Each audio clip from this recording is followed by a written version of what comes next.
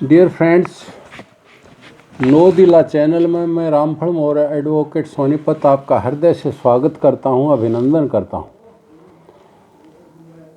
जैसा कि आपको विदित है कि हम पिछले कई दिनों से सीपीसी पर चर्चा कर रहे थे, लेकिन स्वास्थ्य ठीक ना होने के कारण 2-3 दिन कोई चर्चा ना कर सके। उसके लिए खेद है, अक्षमा याची हूँ। आज हम चर्चा करेंगे ट्रांसफ़र ऑफ केसेज, जो सेक्शन 22 से 25 तक सीपीसी में दिए गए हैं कि उन केसेज को के बारे में क्या प्रोविज़न दिया गया है। मैं यहाँ पर आपको बताना चाहूँगा कि जैसे मुकदमा 3 जगह दायर हो सकता है। नंबर 1, जहाँ वाद संपत्ति स्थित है। नंबर 2, जहाँ प्रतिवादी यानी पक्षकार निवास करता है। नंबर 3, जहाँ कॉज ऑफ एक्शन पैदा हुआ है। किंतु कई बार वाद के पक्षकारों को लगता है कि न्यायालय जहाँ पर मुकदमा चल रहा है न्याय नहीं मिल सकता, तो मुकदमा ट्रांसफ़र की मांग कर सकते हैं।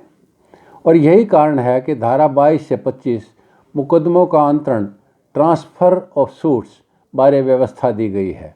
ये किस सिद्धांत पर व्यवस्था दी है? वो सिद्धांत है justice must not only be done but also seem to be done. Transfer हेतु ठोस आधार जरूरी है। भावना में बहकर मुकदमा ट्रांसफ़र नहीं करना चाहिए। यह बात AIR 1976 दिल्ली सेक्शन पेज 184 पर कही गई है। मुकदमे का अनुमान है कृष्ण बनाम विजया।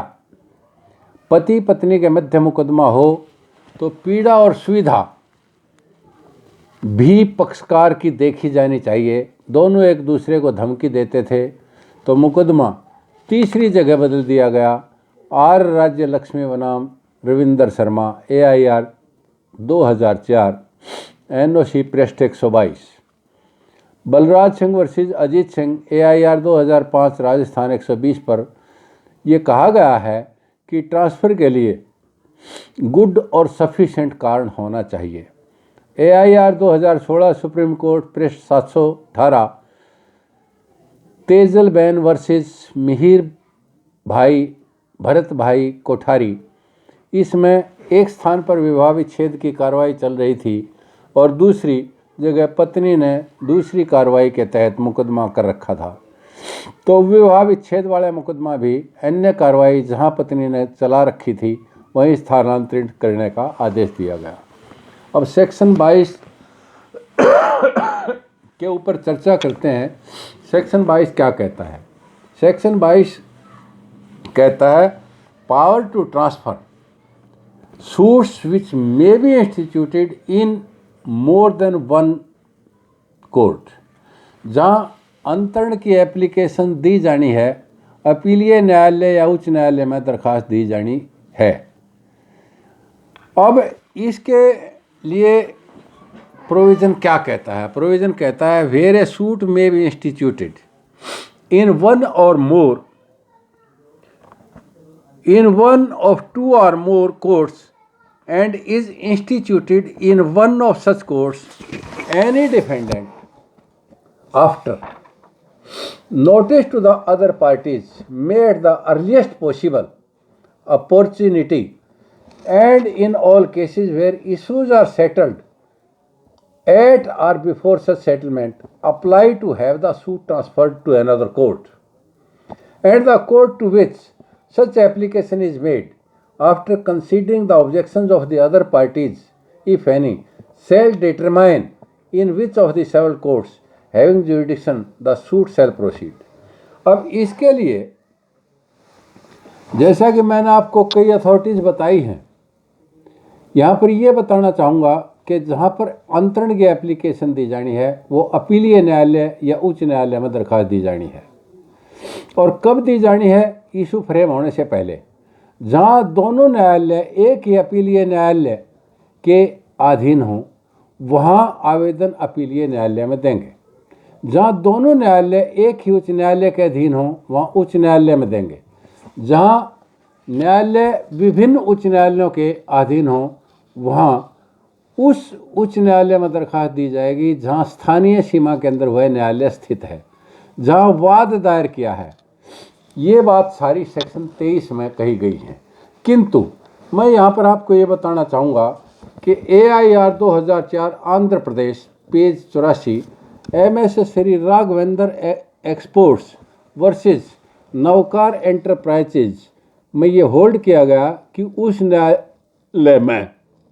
उस उच्च न्यायालय में ट्रांसफ़र एप्लीकेशन दी जाएगी जिसमें वाद दायर किया गया है।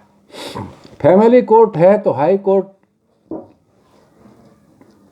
के तहत सबऑर्डिनेशन है, तो high court has the power to transfer a case relation to matters dealt with by section 7(1) explanation of the family court act. इसी तरह फौजदारी में आपको याद दिला दूं कि section 407 CRPC for transfer of case हमने पढ़ा था, और उसके ऊपर केस ला भी आपको बता देना चाहता हूँ। AIR 1991 इलाहाबाद 189 DB की अथॉरिटी थी। तो सेक्शन 22 के हर बिंदु को क्लियर करने वाला केस ला बताता हूँ। Durgesh Sharma versus Jayshree 2008-3 apex court judgment 464 supreme court. ये जजमेंट जो है आप देखेंगे कि मोस्ट इम्पोर्टेंट जजमेंट है, और इस जजमेंट के अंदर क्या कहा गया है कि जो जुरिडिक्शन दो उच्च न्यायालयों के भिन्न उच्च न्यायालयों के अधीन आती थी और उस केस का ट्रांसफ़र होना था, तो भिन्न उच्च न्यायालयों ने ये कहा कि उस न्यायालय में वो दरख्वास्त दी जाएगी जिसमें मुकदमा जिसके क्षेत्राधिकार में वो मुकदमा दायर है। किंतु माननीय सुप्रीम कोर्ट ने इस बात को क्लियर कर दिया, और इसमें क्या कहा गया दुर्गेश वाले मुकदमे में, ये रिपोर्टेड केस है Durgesh Sharma versus Jayshree 2008-3 apex court judgment 464 supreme court. और इसमें क्या कहा कि transfer of case law as to where several courts having jurisdiction are subordinate to one appellate court, an application for transfer may be made to such appellate court, and where such courts are subordinate to the same high court, then application can be made to the high court, and in such case two courts are subordinate to different high courts, then one high court has no power, jurisdiction or authority to transfer the case pending in any court subordinate to that high court to a court subordinate to another high court. In that case it is only the Supreme Court which may order the transfer। तो ये बात यहाँ पर settle होगी, वरना इससे पहले भिन्न हाई कोर्ट्स के भिन्न मत थे। और दूसरी अथॉरिटी में आपको इस बिंदु के ऊपर और बताना चाहूँगा, कया अंकन Saha versus Ankan K Saha 2000-2 Apex court Journal 376-1 Supreme Court. Divorce petition था filed by husband in a court at Bombay, wife staying at Calcutta with her maternal uncle along with 3 years old son. Wife without an independent source of income, unable to spend and traveling and having no place for her stay at Bombay, transfer petition allowed. Divorce petition filed by husband in a court at Bombay, transferred to the court at Calcutta. इसी बिंदु पर कई authority हैं, जैसे 2008 है एक apex court judgment 711 supreme court की authority है, 2002 apex court general 711 supreme court की अथॉरिटी है, और अर्चना सिंह वर्सेस आलोक प्रताप सिंह का केस है। तो मैं आपको ये बताना चाहूँगा कि 2005 2 apex court judgment 156 supreme court की है, प्रियंका विश्वास वर्सेस सुब्रता विश्वास। एक नहीं अनेकों अथॉरिटियाँ हैं, लेकिन यही अथॉरिटी मैं आपको बताना चाह रहा था, और इसी के आधार पर केसेज जो है ट्रांसफ़र किए जाते हैं। तो ये 22 और 23 सेक्शन का हमने अध्ययन किया, और 23 सेक्शन का थोड़ा सा वैसे जो मैंने बताया कि किस किस में है वो क्लियर किया हुआ है, उसका थोड़ा सा मैं पढ़ देता हूँ और पढ़ने पर आप इस बात के बारे में बहुत क्लियर हो जाएंगे। General power of transfer and withdrawal, sorry ये 24 है, अब 23 को पढ़ना था। तो 23 सेक्शन क्या कहता है? To what court application lies where the several courts having jurisdiction are subordinate to the same appellate court an application under section 22 shall be made to the appellate court. यानी जहां सेवरल कोर्ट्स जो है एक appellate court के jurisdiction में है, तो वहां पर एप्लीकेशन कहाँ दी जाएगी? एपीलेट कोर्ट को। जैसे सोनीपत के अंदर केस है, एक केस जो है गन्नौर में चल रहा है और एक केस सोनीपत में चल रहा है, तो दोनों की एपीलेट कोर्ट सोनीपत है, तो इसलिए एपीलेट कोर्ट में ट्रांसफ़र एप्लीकेशन दी जाएगी। Where such courts are subordinate to different appellate courts but to the same high court. एक मुकदमा सोनीपत में चल रहा है, एक जो है जींद में चल रहा है। जींद जो है दूसरा जिला है, दूसरा सेशन डिवीज़न है, और सोनीपत जो है दूसरा सेशन डिवीज़न है, लेकिन दोनों के दोनों माननीय Punjab and Haryana high court के नीचे हैं। तो क्या कहता है? Application shall be made to the said high court, फिर ऑनरेबल हाई कोर्ट में दरखास्त दी जाएगी। और where such courts are subordinate to different high courts the application shall be made to the high court within the local limits of whose jurisdiction the court in which the suit is brought is situate.